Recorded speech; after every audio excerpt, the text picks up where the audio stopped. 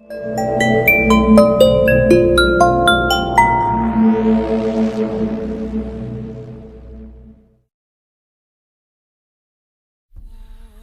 একটি নতুন গোয়েন্দা কাহিনী নিয়ে রহস্য আর রোমাঞ্চের টিম। আপনাদের দেওয়া ভোট থেকে আমরা আবারও নতুন নতুন গোয়েন্দা চরিত্রকে আপনাদের সামনে আস্তে আস্তে উপস্থাপন করতে চলেছি। আপনাদের সহযোগিতা এবং ভালোবাসাই আমাদের পাথেয়। তাই সেই ভালোবাসাকে সঙ্গে নিয়ে নিজের বুকে জমে থাকা ভয়টাকে সরিয়ে আজকের গল্প পরিবেশনা করতে চলেছি। আজকের লেখক শ্রী প্রভাত মুখোপাধ্যায়। গল্পের শেষে আপনাদের কেমন লাগলো সেই মূল্যবান কমেন্টটা একেবারেই করতে ভুলবেন না বন্ধুরা। সঙ্গে থাকুন আর সঙ্গে রাখুন রহস্য আর রোমাঞ্চ টিমকে। এমন বিপদে কখনো পড়েনি দীপক। ভাবেওনি যে তাকে এহেন সমস্যার মুখোমুখি হতে হবে কোনোদিন। আর এটা কি শুধুই সমস্যা?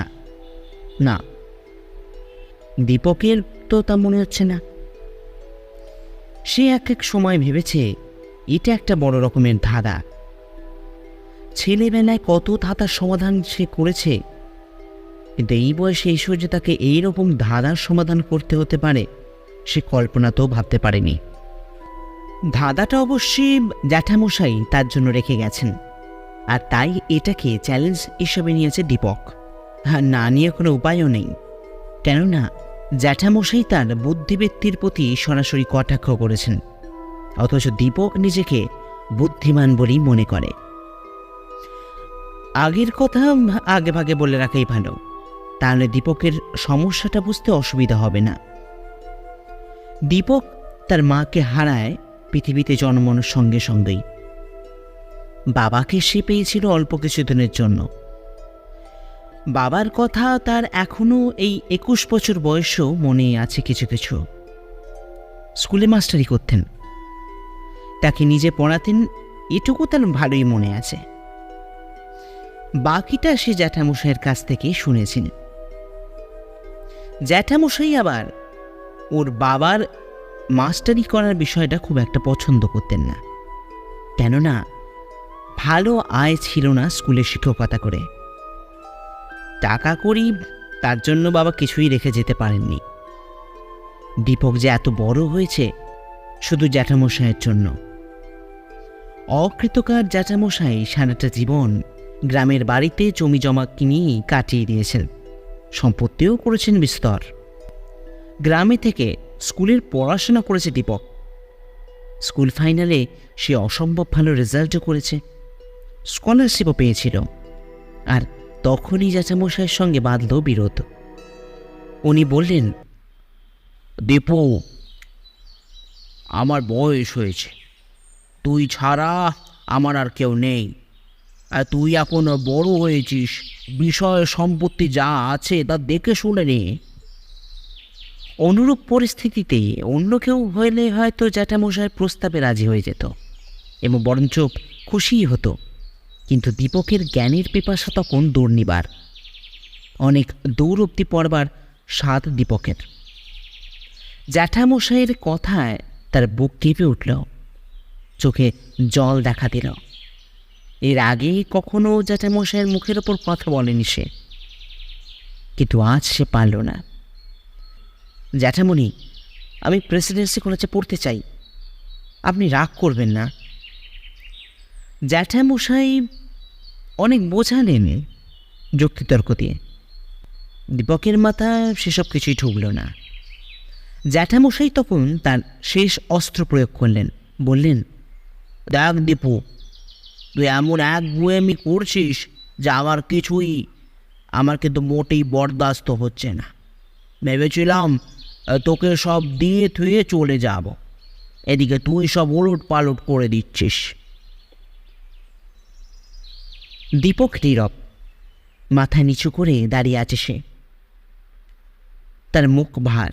সেটা লক্ষ্য করেই জ্যাঠামশাই হেসে বললেন, ঠিক আছে, তুই তো নিজেকে খুব পণ্ডিত ভাবতে শিখেছিস, দেখব তুই কত বড় পণ্ডিত। আমি তো লেখাপড়া কিচ্ছু শিখিনি, একদিন পরীক্ষা করে দেখব তুই লেখাপড়া শিখে কত বড় বিদ্বান হয়েছিস। কলকাতায় এসে কলেজে পড়াশোনা শুরু করলো দীপক। জন্যই খুব খাতির করে তাকে বাড়ির ভেতরে ঢুকতে আনে। বৈঠকখানা ঘরের চাবি খুলে বসতে দিলেন সরকারবাবু। চা জল খাবার দিয়ে সরকারবাবু স্ত্রী চলে গেলেন। সরকারবাবু 2-4 কথা বলার পর চলে গেলেন নিজের কাজ করতে। ঘরের দরজা বন্ধ করে দিল দীপক। মনে মনে সে বলল, এটাই সেই ঘর যেখানে সব রহস্যের সমাধান হতে পারে। নতুন দৃষ্টিতে ঘরটাকে সে দেখতে থাকে। ঘরের একপাশে একটা ইজি চেয়ার, অন্যদিকে রয়েছে একটা টেবিল আর চেয়ার।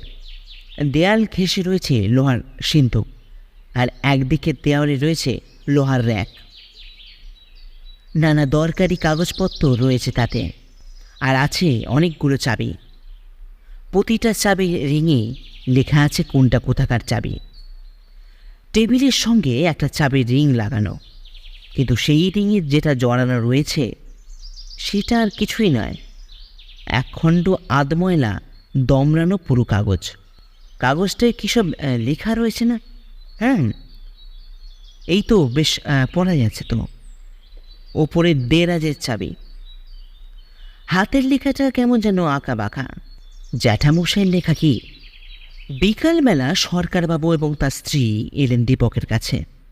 সরকারবাবু বললেন, বাবু যে কেন এরকম ওয়েল করেছিলেন সে আমি বলতে পারবো না। মনে হয় তুমি লেখাপড়া করতে গিয়েছিলে বলেই বাবুর অত রাগ হয়েছিল। তুমি এখন কি জানতে চাও বলো দেখি। তোমার যাতে ভালো হয়, তোমার যাতে মঙ্গল হয়, আমি সেটাই ব্যবস্থা করব।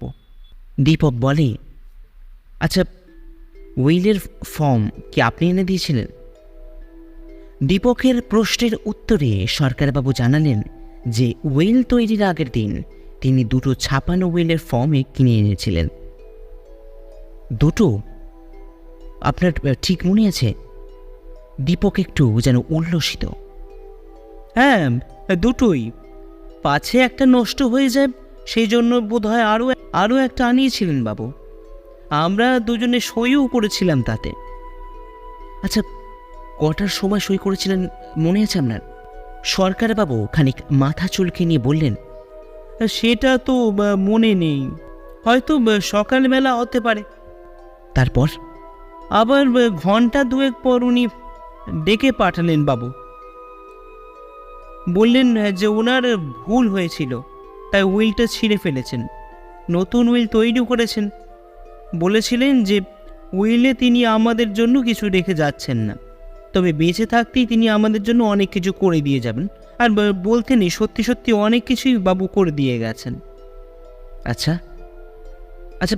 সেকেন্ড উইলে সই করার পর জ্যাঠামণি কি করেছিলেন আপনাদের মনে আছে? দাঁড়াও, মনে করে দেখি, অনেক দিনের ব্যাপার তো। হ্যাঁ, মনে পড়েছে, ওই শৈলেন ময়নার কাছে গেছিলেন বাবু। জ্যাঠামণি মিষ্টি খেতে ভালোবাসতেন ঠিকই, কিন্তু তা বলে নিজে ময়নার কাছে কেন যাবেন? না, দীপকের খুব একটা মনোভূত হলো না ব্যাপারটা। খানিকক্ষণ ভ্রু কুঁচকে সরকারবাবুর মুখের দিকে তাকিয়ে থেকে দীপক চাবি রিংটা তুলে ধরে তার ওপরকার কাগজে আঙুল দেখিয়ে বলে, আচ্ছা, এটা কার লেখা? কেন, এটা আমাদের বাবুরই লেখা। এই উত্তর কিন্তু দীপকের মনে ধরল না। তার মনে হলো সরকার কাকা যেন সত্যি কথাটা এড়িয়ে যাচ্ছেন, কিন্তু মিথ্যেই বা বলবেন কেন? ওনার কি স্বার্থ থাকতে পারে তাতে? আচ্ছা কাকা, এর মধ্যে উইল সই করার পর এই বাড়িতে কেউ এসেছিলেন? মনে ধরুন এই ঘরে কেউ ঢুকেছিল? একটু ভেবে সরকারবাবু উত্তর দিলেন, না তো। না, দাঁড়াও, মনে পড়েছে, রাজমিস্ত্রিরা একবার ঘরে ঢুকেছিল, তবে কি কাজ তারা এসেছিল তা বলতে পারবো না বাপু। বাবুকে জিজ্ঞাসা করাতে বলেছিলেন এসব জেনে আমাদের কোনো কাজ নেই। তাই বুঝতেই পারছেন মনিবের মুখের ওপর কথা বলাটা ঠিক আমিও পছন্দ করি না। এতক্ষণে দীপক একটু যেন আশার আলো দেখতে পেল। জ্যাঠামণি তাহলে এই রাজমিস্ত্রিদের সাহায্যে দ্বিতীয় হুইলটা ঢুকিয়ে রেখেছেন, কিন্তু কোথায়? গুপ্তস্থানে। এই যে রীতিমতো নাটক নোভেলের ব্যাপার। চেয়ার ছেড়েই উঠে দাঁড়াল দীপক, বলল, কাকাবাবু, একবার সেই মিস্ত্রিদের কাছে আমাকে নিয়ে যেতে পারেন? কিন্তু ওরা কি বলবে বলো তো? দীপক কিন্তু নাছোড় বান্দা। সে বলে, ঠিক আছে, এবার চলুনই না, একবার শেষ চেষ্টাটা করে দেখা যাক। কি আর করা, অগত্যা দীপককে নিয়ে সরকারবাবু গেলেন মিস্ত্রিদের কাছে। মিস্ত্রিরা যখন আরামে বিড়ি টানছিল, সরকারবাবুকে দেখে বিড়ি ফেরে উঠে দাঁড়ালো। যে দুজন মিস্ত্রি কাজ করছিল, সরকারবাবু তাদের আড়ালে ডেকে নিয়ে গিয়ে দীপকের সঙ্গে পরিচয় করিয়ে দিলেন। মিস্ত্রি দুজন নমস্কার করলেন। দীপক প্রথম প্রশ্ন করে, আচ্ছা, তোমরা আমাদের বাড়িতে কি কাজ করতে গেছিলে? মিস্ত্রি দুজন একে অন্যের দিকে মুখে তাকালো। তারপর একজন বলল, আগে সে কথা আমরা বলবো কেমন করে কথা? বড়বাবু বলতে মানা করে দিয়েছিলেন। দীপক তাদের আভাস দিয়ে বলে, বড়বাবু তো এখন নেই, তোমরা নির্ভয় বলতে পারো। তা কি করে হয় বাবু? সরকারবাবু এবার না বলে পারলেন না। আরে বল না, মানে তোদের তো ভয়টা কিসের? অবশেষে অনেক অনুনয় বিনয়ের পর মিস্ত্রি দুজন যা জানালো তার সারমর্ম হলো এই। ওরা দুজন লোহার সিন্দুকের পেছনের দেয়ালে একটা ইট সরিয়ে একটা জায়গা তৈরি করে। তারপর ইটটা এমনভাবে রাখে যে সেটা বাইরে থেকে দেখে বোঝার কোনো উপায় নেই। মাঝখানের একটা ইটের ওপর চাপ দিলে সমস্ত জিনিসটাই উঠে আসবে। বড়বাবু নিজে দাঁড়িয়ে সব কিছু করিয়ে নিয়েছিলেন। দীপক যখন আবার ঘরে ফিরে এলো, তখন তার মন স্ফূর্তিতে উন্মাদিত। জ্যাঠামণি এত সহজে তাকে জব্দ করতে চেয়েছিল? আশ্চর্য! জ্যাঠামণি কি বুঝতে পারেনি যে এটা সে অনায়াসেই বার করে নিতে পারে? আপন মনে কথাগুলো আবৃত্তি করতে করতে দীপক কুলিঙ্গের মাঝখানে ইটে চাপ দিল। সঙ্গে সঙ্গে সব জিনিসটাই উঠে গিয়ে বেরিয়ে পড়ল শূন্য অংশ। পরম আগ্রহে হাত বাড়ালো দীপক। কিন্তু এ কি? এই যে পোড়া কাগজের টুকরো, তবে তার আগেই কি কেউ এখানে এসে গেছে নাকি? উইলটা পুড়িয়ে চলে গেল। এটা যে উইলেরই পোড়া অংশ তাতে কোনো সন্দেহ নেই, কেননা এতে সরকারবাবু সই করা অংশটুকু এখনো অক্ষত অবস্থায় আছে। কিন্তু কে এমন করতে পারে? সরকারবাবু? কিন্তু ওর তো এতে কোনো স্বার্থ নেই। তাহলে কি জ্যাঠামশাই নিজের উইলটা নষ্ট করে দীপককে পথে বসিয়ে দিয়ে গেলেন নাকি? দীপক হেরে গেল জ্যাঠামশাইয়ের কাছে। দীপক বিষণ্ণ মনে বিকালের ট্রেন নিয়ে চেপে বসল দীপক। সরকারবাবু ওকে বিদায় জানাতে স্টেশন পর্যন্ত এসেছিলেন। উনিও চোখের জল ফেলে বিদায় নিলেন। এহেন পরাজয়কে কিছুতেই সহজভাবে মেনে নিতে পারছিল না দীপক। জ্যাঠামণি তাকে কম স্নেহ করতেন না, আর সেই জ্যাঠামণি কি তাকে পথে বসিয়ে দিয়ে গেলেন? কোথায় যেন সব কিছু ঠিক মিলছে না, বেসুরো লাগছে। মনে মনে সমস্ত ব্যাপারটা পর্যালোচনা করতে করতে সহসা লাফিয়ে ওঠে দীপক। ট্রেনটা তখন সজোরে ছুটে চলেছে। পরের স্টেশনে আসতে কমপক্ষে 10 মিনিট। কিন্তু অত ধৈর্য ধরা দীপকের পক্ষে এখন যাকে বলে একেবারেই সম্ভব নয়। পারলে সে এখনই ট্রেন থেকে ঝাঁপ দিয়ে দৌড়ে চলে যায় বাড়ির উদ্দেশ্যে। সিটে বসে না দীপক, হাতে মালপত্র নিয়ে একটানা দাঁড়িয়ে থাকে স্টেশনে নামার জন্য। ইস, মনে মনে সে ভাবতে থাকে, ইস, আমি কি বোকা! আমি একটা গর্ধ। পরে স্টেশনে আসতেই ট্রেন থেকে নেমে ছুট মারে দীপক। বাড়ি পৌঁছে দরজায় কড়া নাড়তে স্বয়ং সরকারবাবু দরজা খোলেন। দীপককে দেখে অবাক হয়ে বলেন, মানে এ কি তুমি? হ্যাঁ, আমি। তাড়াতাড়ি চাবিটা দিন তো। দীপকের তখন বেশি কথা বলার সময় নেই। বৈঠকখানে দরজা খুলেই দীপক ছুটল টেবিলের দিকে।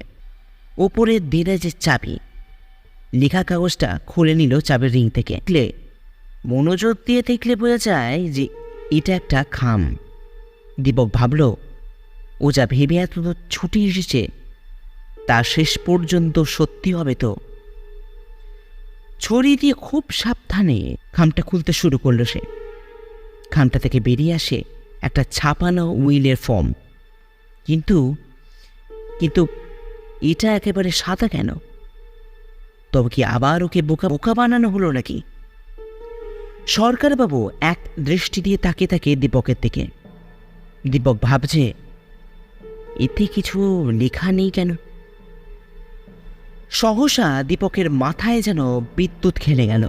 সে বলল, সরকার কাকা, লাইটারটা দিন না। লাইটারটা জ্বালিয়ে কাগজের তলায় ধরতে অবাক কাণ্ড, ধীরে ধীরে তাতে লেখা ফুটে উঠতে শুরু করল। ইউরেকা ইউরেকা, পেয়েছি পেয়েছি সরকার কাকা, পেয়েছি। বলি কাগজটা সরকারবাবুর হাতে তুলে দিল দীপক। উনি বললেন, মানে আমার সমস্ত সম্পত্তি শ্রীমান দীপক রুদ্রকে দিয়ে গেলাম। জ্যাঠামশাইয়ের সই ছাড়াও শৈলেন ময়রার সই রইল উইলে। আরও একজনের নাম রয়েছে সাক্ষী হিসাবে। দীপক বলল, আচ্ছা কাকা, এই যে ইনভিজিবল লিঙ্ক দিয়ে লেখা, এতে কোনো দোষের কিছু নেই তো? না না, দীপক উদ্দীপ্ত হয়ে বলে, তাহলে দেখুন জ্যাঠামণি কেমন সব দিকে বেঁধে কাগজ নেমেছিলেন। আপনাদের দিয়ে শুধু শুধু একই উইল দুবার সই করিয়েছেন। তারপর একটা উইল নিজে সই করে এই অদৃশ্য কালি দিয়ে শৈলেন ময়নার আর অন্য একজনের সই দিয়ে এটা এইখানে সরিয়ে রাখেন। মানে আমায় ভালো রকম বোকা বানাতে চেয়েছিলেন, কিন্তু উনি বোধ হয় ভুলে গেছিলেন আমি বিজ্ঞানের ছাত্র, তাই না সরকার কাকা? আপনারা শুনছিলেন শ্রী প্রভাত মুখোপাধ্যায় রচিত একটি গোয়েন্দা কাহিনী, উইল রহস্য। গল্পটি শুনে আপনাদের কেমন লাগলো সেই মূল্যবান কমেন্টটা একেবারেই করতে ভুলবেন না বন্ধুরা। সঙ্গে থাকুন আর শুনতে থাকুন রহস্য আর রোমাঞ্চের নতুন নতুন কাহিনী। নমস্কার।